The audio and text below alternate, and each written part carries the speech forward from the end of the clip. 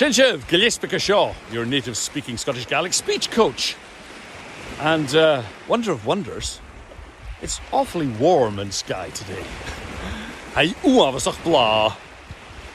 And I wanted to bring up this particular word because it's almost 99% of the time when I hear it, it's mispronounced. And the reason, I think, is that people don't coach it deliberately. And students need to learn this very important diphthong, ah.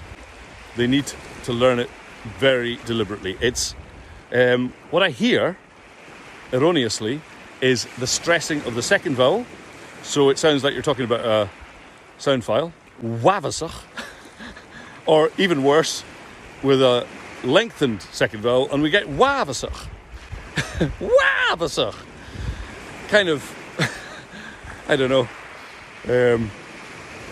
It sounds really uavasach to me, anyway. So, what we have to do is stress the first vowel, but it's short.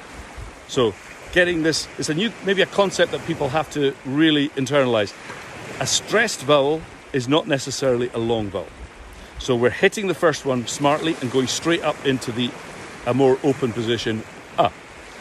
It's not a full ah, because it's short. It's ua, ua, uavasach.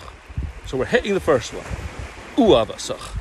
And we've got 3 syllables with the ACH at the end, the at the end. Let's see if we can get a bit of a fricative at the back there. Ch, uavasach. And of course, all Gaelic words are initial stressed.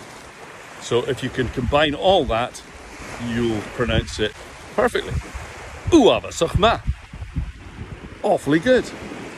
But for more tips on how to engage with authentic Gaelic sounds and to avoid English words and sounds in your Scottish Gaelic, subscribe to my channel.